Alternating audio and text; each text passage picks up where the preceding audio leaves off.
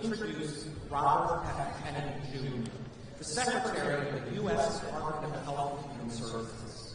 He has spent his entire career in public service, starting in 1985 as an attorney for the environmental nonprofit Riverkeeper. He eventually became one of the most influential environmentalists in the United States, focusing especially on the impact of pollution on human health and the conservation of healthy ecosystems.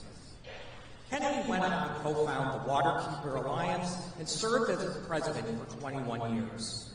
Under his direction, it became the world's largest nonprofit devoted to clean water. He also co-founded the nonprofit Children's Health Defense. Through hundreds of legal victories, Kennedy learned the inner workings of the system and became deeply familiar with the science of human health, both from a conventional and alternative perspective. Now, as the Secretary of HHS, he is putting that knowledge to work to align it with the public interest. Ladies and gentlemen, please join me in welcoming Robert F. Kennedy Jr.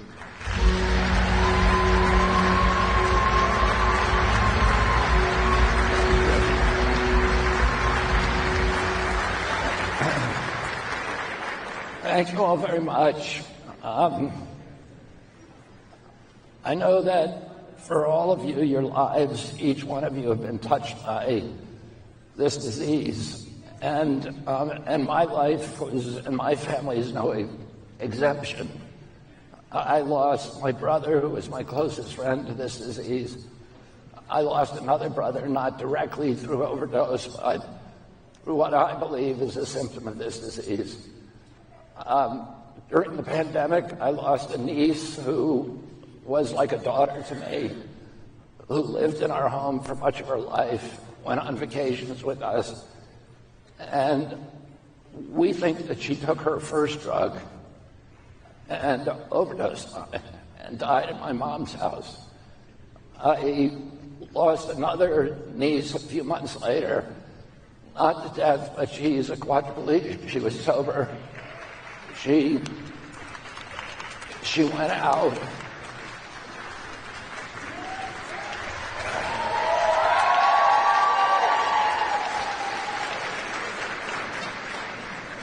She went out for just a night, and she became a quadriplegic. And so we're all affected by this, and I was personally affected, so I'm HHS secretary. And I was given a speech by one of my agencies, by SAMHSA and ASPA, by two of them, and it was loaded with the grim inventories that document the terrible, the catastrophic cost of this disease in recent years to our country. I thought it might be more helpful to all of you if you to share some of my own experience with this disease and some of the lessons that I've learned from recovery. I was born in a very and raised in an extremely close and Catholic family. I don't know if my addiction was a result of genes. My mother family had alcoholism all the way back to Neanderthal times. And she was one of the only members to escape it, or whether it came from trauma or anything. And it's really irrelevant how I got it. People say you don't look at the past, you look at the past, but you don't stare at it. And, I know that the only way that I stay sober is through taking responsibility for my daily actions.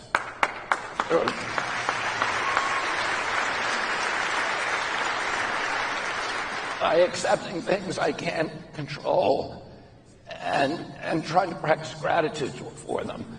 And with the knowledge that the only thing that I really control is this little piece of real estate inside of my own shoes. And I can have control over my behavior, my daily conduct, and not of the world around me. And I can't let the world around me control me. But I was close. I had a huge family, 29 cousins, 11 brothers and sisters, all very close. We went to daily mass in the summertime, sometimes 2 masses a day. We said the rosary every night. We prayed before and after each meal. We read the Bible every night. And I integrated a lot of that into my life. it was an Irish Catholic community, and the schools and our family was conscious that this disease disproportionately impacts our race. We call it the Irish flu. And there was a custom in our schools to take the pledge, which came from Ireland. So you would swear that you would never take a drink in your lifetime. And you were given a pledge pin if you were willing to take that vow.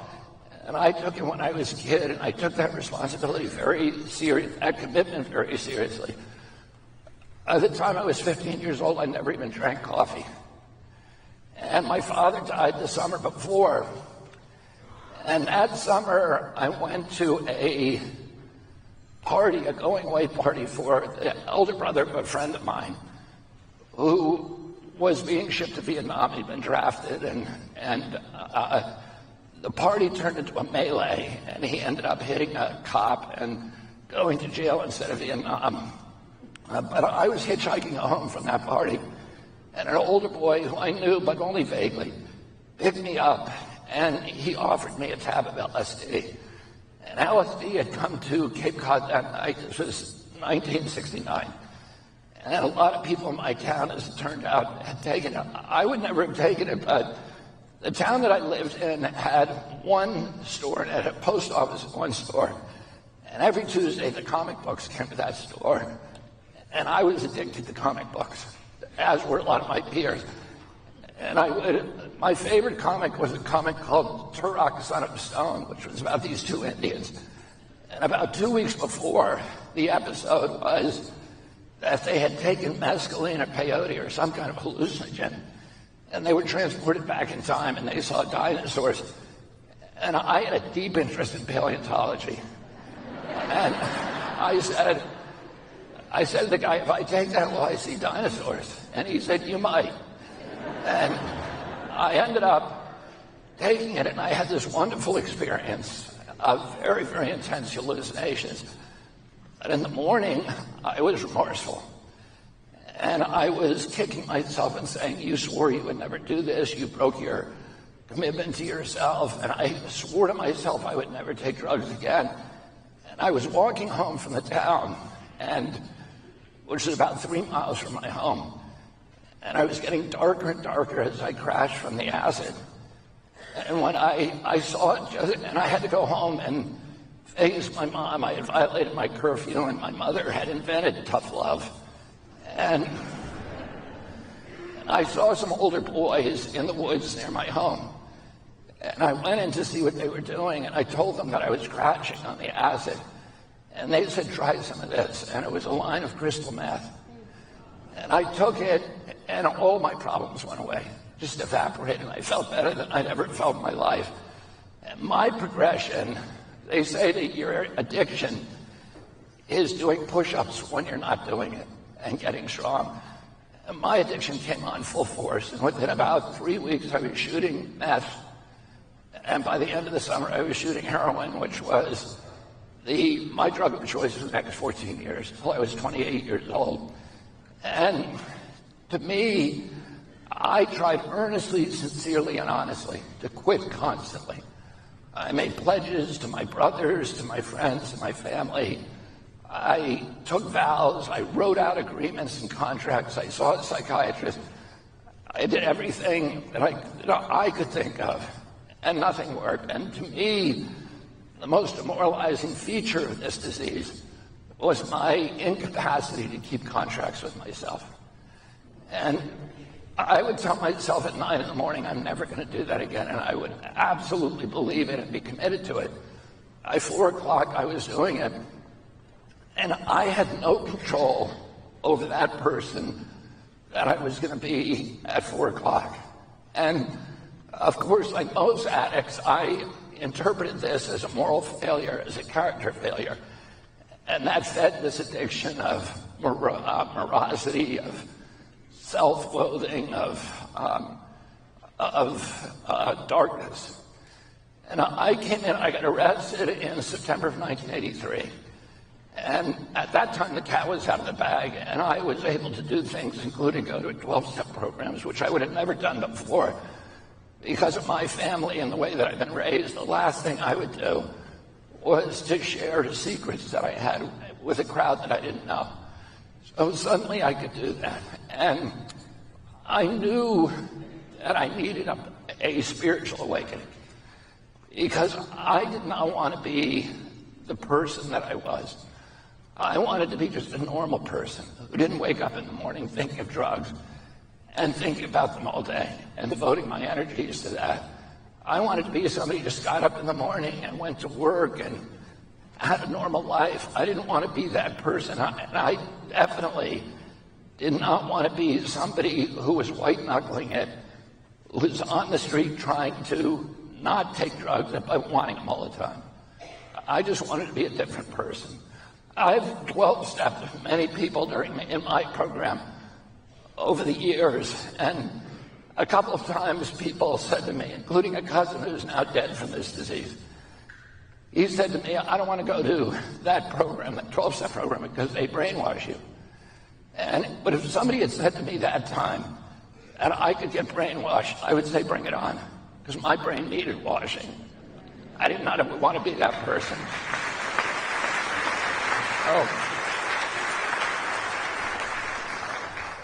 And I had a friend, my little brother's best friend, who used to take drugs the same way that I did, and snorting lines and shooting dope. And he became a Moonie.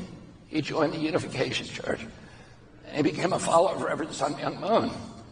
And he would still hang out with us, but he just didn't want drugs anymore, and we could do them right in front of him. And he had no compulsion. And I used to think about him when I first started getting sober, and I would think to myself, because I had a lot of biases at that time, I'd rather be dead than be a Moonie. But I wish there was some way for me to distill whatever he had that made him impervious to that compulsion without becoming, a religious nuisance. And at that time, I picked up a book that was just laying on a table by Carl Jung called Synchronicity. The only reason I picked it up was because there was an album by the Police at that time by the same name, and it had just come out, and I didn't know what the word was. And synchronicity is a coincidence. It's like the kind of thing that all of us experience at one time or another, or you're, for example, talking about somebody that you haven't thought about in 20 years, and the phone rings and it's that person on the phone. And Jung, who was a deeply spiritual man and played a key role in developing the spiritual dimensions of the 12-step program, he was a protege of Freud. And unlike Freud, who was an avowed atheist, Jung was a deeply spiritual man. And he had authentic spiritual experiences from when he was a little boy. And he said in this book he was trying all these ways he had a lot of synchronicities in his life. And they were transformational experiences for him. For example, at one point he was sitting with a patient on the third floor of his sanatorium, which was the biggest sanatorium in Europe. And it was a female patient, and she was talking about a dream. And the fulcrum of that dream was a scarab beetle, which is a creature that doesn't exist in Northern Europe. It's a very common piece of iconography with a spiritual resonance on the hieroglyphics of Egypt, on the tombs, the obelisks, etc. And while he's talking to her, he hears this bing, bing, bing on the wall, on the window behind him. And he doesn't want to take his attention away from the patient to find out what it is, but finally, in exasperation, he stands up and throws open the window, and a scarab beetle flies in and lands in his palm. And he turns to the woman and says, "This is what you were dreaming about." And those kind of things happen to him all the time, and he believed that was God's way of breaking all of his rules, the rules of probability, of chance, of biology, of physics, to reach in and touch us on the shoulder and say, "I'm here with you and looking at, and watching you, and I'm with you and giving you strength." And Jung tried to reproduce that in a clinical setting. He's a very faithful scientist, as well as a deeply spiritual man. So he'd put one guy in one room and another guy in another room, and he'd have them turn over cards and try to guess what the other guy had picked. And if he felt that if he could break the laws of probability, that he would have proven that there is in other words, the natural laws, and he would have proven that there's something supernatural. And that was the first step to proving the existence of a God, which he was very interested in doing. And he says in this book, which I really respect, is that he could never succeed in doing that. But he said,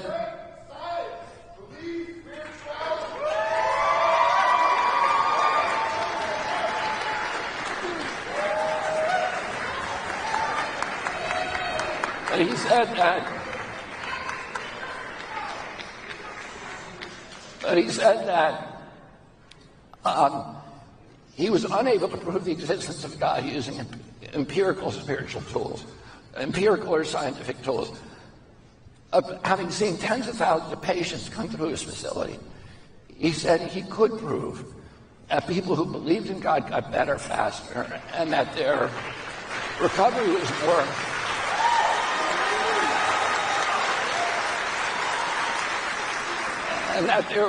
was more enduring. And for me, that was much more impactful than if he had said that he had proved the existence of God, which I wouldn't have believed. What he was saying is that if you believe in God, you're more likely to get sober, and that your sobriety is going to be more enduring. And so I had believed in God from when I was a kid, and that was completely integrated in my system. And when you live against conscience for a long period of time, you push any notion of God over the periphery of your horizons. So God, at that point in my life, was a theoretical construct. It wasn't a being who had any kind of relationship with me on a day-to-day basis. So I made just an intellectual decision, because at that time I had committed, and I will do anything that improves my chance of sobriety, even by 1%. So I just made a decision, I'm going to start believing in God. And then I was confronted with this dilemma that everybody who makes that kind of decision confronts, which is, how do you start believing in something that you can't see or smell or touch or taste or acquire with your senses? And Jung solves that problem. He says, fake it till you make it. Act as if. And that the obedience and the faith will precede the evidence.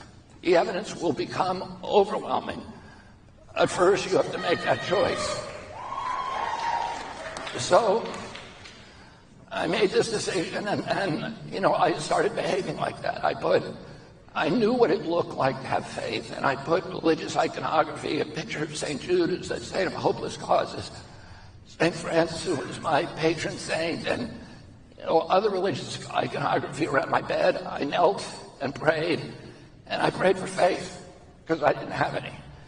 And I prayed to make it easier for me to believe in something.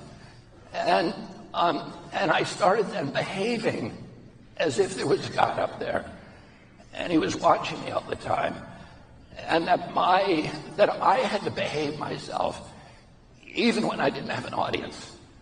So I started breaking my day down into about 40 different moral decisions.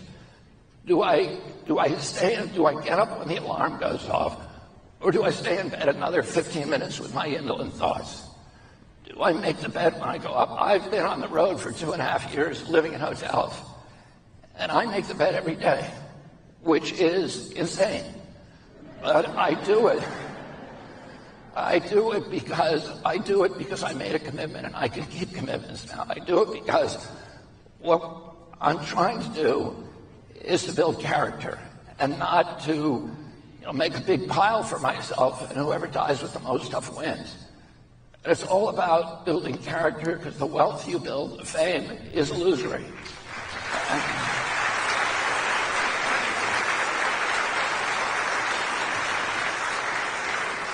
Do I put the water in the ice tray when I put the ice tray back in the freezer? When I reach into my closet and pull out some blue jeans, and all those little wire hangers fall on the floor, do I shut the door like I used to and say that's somebody else's job, I'm too much of a big shot for that? Or do I go in and clean up my mess? I put the shopping cart back in the place where it's supposed to go in the park, rather than leaving it in the parking lot. When I first got sober, about probably 6 or 8 weeks into sobriety, my life was getting very, very small from addiction. And it started getting very big again. And I was running through National Airport to catch a plane that was mission critical that I be on that plane. I was already late and probably going to miss it. And as I was running, I was putting Dentine in my hand. I was thinking, the apocalypse is going to happen if I don't get on that plane. I was putting a piece of Dentine in my mouth, and I balled up the wrapper. And as I ran, I threw it, and the wrapper did a perfect arc, swished right into the trash can. And as I was running by, I noticed out of the corner of my eye that it had jumped back out again. It must have hit something in there. And I said to myself, well, that's God's fault because I made the shot. So, and I got about 40 feet down that runway, and it just started eating at me. And ultimately, I put on the brakes and went back and put that in. And I made the plane. But the most important thing I did that day was that little act, because that's how I maintain that posture of surrender. And for me,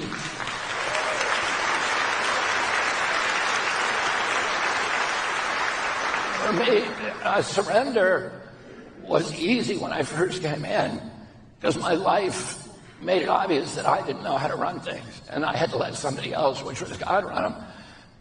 When the cash and prizes start flowing in, my inclination is to say, thanks God, I got it from here, and take the wheel of the car and drive off the cliff again. And the challenge for me, and I think for all of us who are trying to maintain long-term sobriety, is how do we stay in that posture of surrender, even when everything's going well in our lives? And my life started going well, and these miracles began. When I first came in September 1983, I go to a meeting every day. I got off the plane last night and I went to a meeting. And when I came in 42 years ago, I said to a guy, how long do you have to keep coming to these meetings? And he said, just keep coming till you like it. I've been coming 42 years, and I still don't like it. But I go every day because when I go, the rest of my life works. The lights turn green for me.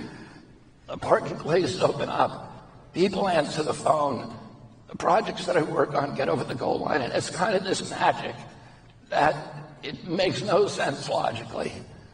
And then when things do go wrong, I know how to handle crises. I know what to say to people when they have a loved one lost. I know how to handle failure in my own life. And I've learned that God talks to me through other human beings. God talks to us through many factors, through each other, through organized religions, through the great books of those religions, through wise people, through art, literature, music, poetry, through nature. But nowhere with a kind of texture and grace and precision and joy is through other human beings. And addiction is about isolation. Addicts end up in jails, institutions, and death. And even when I was surrounded by people, which was the truth, for much of my life, I was still alone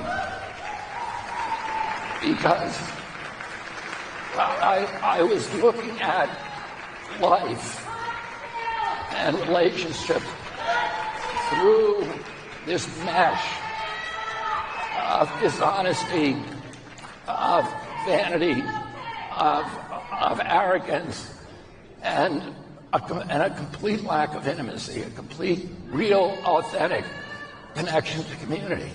And part of this program that I work is about increasing my connection to community and seeing God in every person, even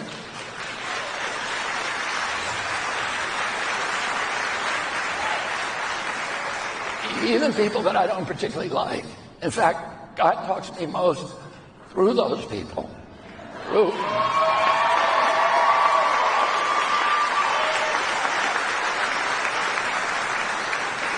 So when somebody gives me the finger on the street because they don't like my driving, I have to say that's God talking to me.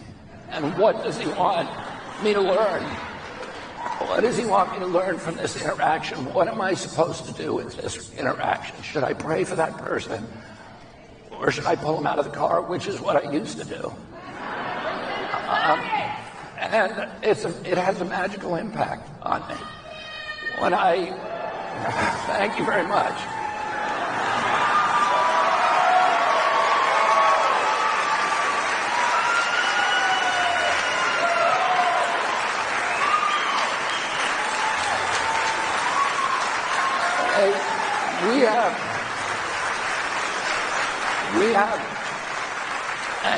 We have an addiction and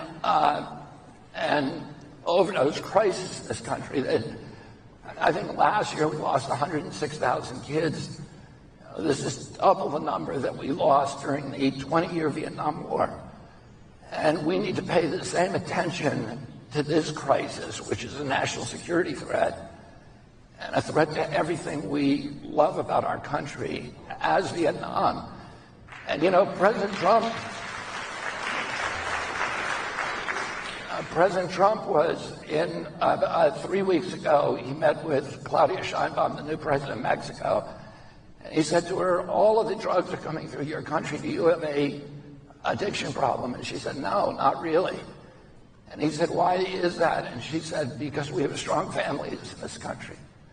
And one of the things that addiction is a source of misery. It's also a symptom of misery. And it's a source. It makes the addict miserable, and it makes everybody who he has relationships with miserable.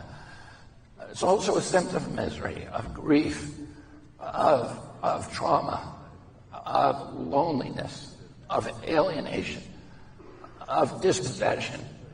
One of my favorite quotes from C.S. Lewis is he said, I spent so much time with grief I spent so much time with anger that I came to know that her name was grief. And all of us have grief in our lives and trauma in our lives, everybody. And for me, my solution for trauma was I felt like I was born with an empty hole inside of myself, that I had to fill it with things outside of myself. And those are the only things that worked for me. And every addict feels that way in one way or another, that they have to fix what's wrong with them. And the only thing that works are drugs. And so the threats that you might die, you're going to ruin your life, were completely meaningless to me, because I needed relief from that pain. And I found that in the 12-step program, because 12 steps are about getting rid of isolation, overcoming isolation, and reestablishing our connection to community.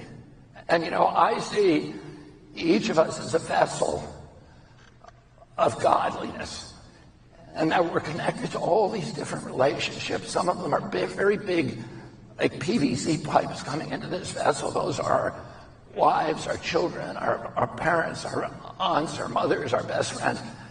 And then some of them are little tiny pipes, like the guy who gives a finger to me on the street.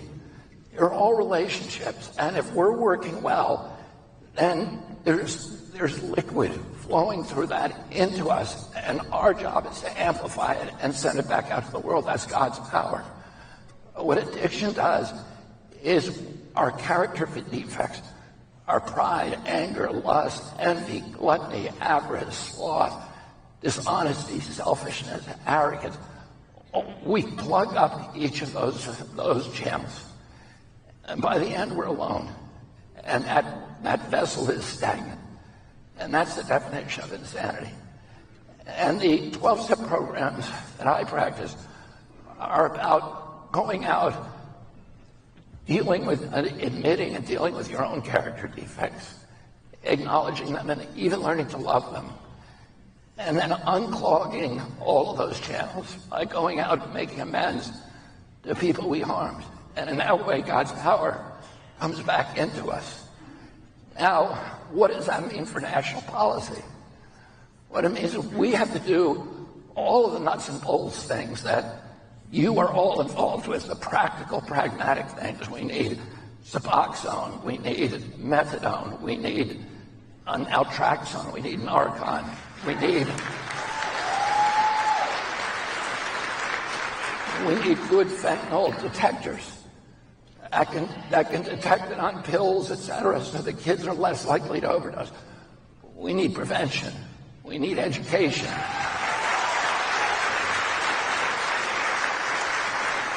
And we need treatment. And we have $4 billion at my agency to finance those solutions and those attacks on addiction and overdose.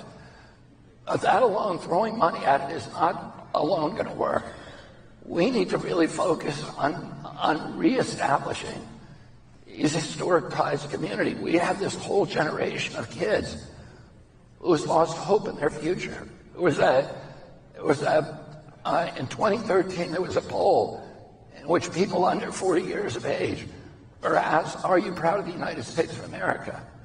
And 90% of them said yes. The same poll taken last year, 17% said yes. So you have this whole generation of children that's lost faith in our country, lost because they've lost faith in their own futures. And they've lost their ties to community. And one of the things we need to do, by the way we live our own lives individually, but also through policy changes, is to try to reestablish for those kids, one, hope for the future, but also a sense of connection and usefulness to community. And there's many ways that we can do that, and particularly through service. Bill Wilson established the AA program. Well, he went to the Oxford Group, which was the predecessor organization, which had 8 steps. That were 8 of the steps that are part of the AA program, but originally there was just 8. And they were designed to induce a spiritual awakening, and he had a spiritual awakening. His desire, like for me, the day I had it, I never had a desire for drugs and alcohol. And the same thing happened to him, and he was 6 months down the road. Could not imagine that he'd ever drink again. It was incomprehensible to him that anything like that would ever happen. He went out to Akron, Ohio, then inked a deal to buy the big vendor for Firestone and Goodyear, which had made him a millionaire during the height of the Depression. And he had spent his entire fortune preparing for that deal. When he got out there, another company came in and undermined it, and they signed the deal. And he had a moment standing in the lobby of the Mayflower Hotel in Akron, and the entire compulsion to drink came back to him in full force, like he'd never experienced it before. And he was 20 feet from the lounge. He could hear the clinking of the ice in the glass. He could hear the laughter of the patrons. And it was summoning him to go back into that bar. And he had the central revelation of all the 12-step programs, which was the only way he was going to stay sober that night, is if he found another alcoholic to help. And he went into a phone booth and started frantically dialing preachers, Salvation Army hospitals, looking for an alcoholic in Akron. And he found Dr. Bob. Dr. Bob agreed to meet with him. Dr. Bob had heard it all and was not interested, but he agreed because he was a nice guy. And when he walked in, he said, "You got 15 minutes. They ended up talking all night, and that was the first AA meeting. And they agreed the next day, the only way we can still stay sober is by helping another alcoholic. So service. And Bill Wilson, realize you can't live off the laurels of a spiritual awakening. You get a daily reprieve. You have to renew the spiritual awakening every day, and the way that you do that is being useful to another person. And, I tell people who are unhappy with their lives, who lost a boyfriend or a girlfriend, who are in a depression, I say one of the best ways to deal with that is to wake up in the morning and instead of saying, what can I do to make myself happy? What can I do to make myself more loved? What can I do to get my boyfriend back?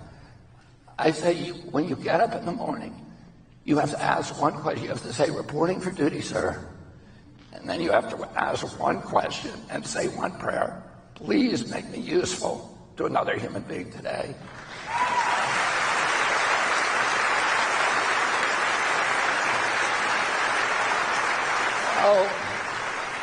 I would encourage you all to think broadly about what our mission is, because it's not just about making sure every cop and every paramedic has naltrexone. That's important. And it's not just a prevention on the border. That's important. It's not just making sure that every addict, when they have those moments, when they're willing to ask for help, that there's a rehab ready for them to go to. And that is critically important. There are bigger issues. How do we restore our families? How do we restore that commitment to community? I was in Virginia the other day, and I went to a school where they have cell phone use banned. It's a public school. The grades have skyrocketed. The test scores have skyrocketed. The violence has dropped. And I walked through the lunchroom and saw kids talking to each other. Nobody was looking at a cell phone. I went to